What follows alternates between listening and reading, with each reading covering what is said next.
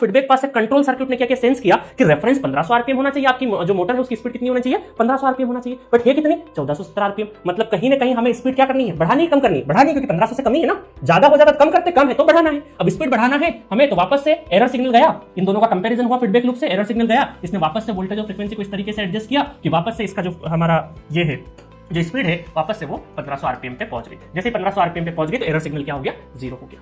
तो इस तरीके से पूरा एप्लीकेशन वर्क करता है। तो इसमें सबसे ज्यादा रोल जिसका है वो पावर कन्वर्टर सर्किट का है, ठीक है। जैसे कंट्रोल सर्किट का भी रोल है, बट पावर कन्वर्टर सर्किट का खासा रोल है, क्योंकि असल में ये इनपुट जो आपका गिवन इनपुट है उसको कहीं ना कहीं कन्वर्ट कर रहा है। तो कन्वर्टर, पावर कन्वर्टर सर्किट, इसके बारे में हम लोग बात करेंगे। एक और एग्जांपल बताता हूं। मान लीजिए मोबाइल चार्ज करना है थोड़ी देर के लिए, मोबाइल चार्ज करना है, तो मोबाइल दो तरीके से चार्ज हो सकता है, या तो वोल्टेज लेवल कांस्टेंट हो जाए, करंट वेरिएबल हो, है ना, करंट वेरिएबल हो। आजकल आपके वो चल रहे होंगे आपके जो चार्जर, फास्ट चार्जर, नाम सुना होगा आपने, फास्ट चार्जिंग, जल्दी से चार्ज कर देते। तो फास्ट चार्जिंग में क्या होता है, करंट सबसे ज्यादा, मतलब करंट का वेरिएशन ज्यादा होता है, आपका वोल्टेज कांस्टेंट होता है। तो हम ये समझ सकते हैं कि दो तरीके के चार्जर होते हैं, एक में वोल्टेज कांस्टेंट होता है 5 वोल्ट और 9 वोल्ट फिक्स कर देते हैं, करंट को वेरिएबल बना देते हैं। एक चार्जर ऐसा होता है जिसमें वोल्टेज करंट फिक्स होता है, वोल्टेज वेरी करता है, ठीक है। तो दोनों तरीके, voltage constant, current variable, current constant, voltage variable, दोनों तरह के चार्जर पॉसिबल है। तो मान लीजिए हम लोग एक एग्जांपल ले लेते हैं कि हमारा जब लोड है, अब जो लोड है वो कुछ इस तरीके से, यहाँ पे बैटरी चार्जर है और उससे कुछ ना कुछ लेवल का करंट चाहिए, वोल्टेज लेवल या जो भी करंट, वोल्टेज की बात करें तो वोल्टेज को कन्वर्ट करेंगे तो वोल्टेज का वेरिएशन इसमें गया, बैटरी की चार्ज जो रेफरेंस वोल्टेज था हमारा, मान लीजिए यहाँ पे रेफरेंस वोल्टेज 5 वोल्ट रहेगा, वो 5 वोल्ट है कि नहीं है, तो इन दोनों को चेक करेगा तो वापस एरर सिग्नल जाएगा, पावर कन्वर्टर वापस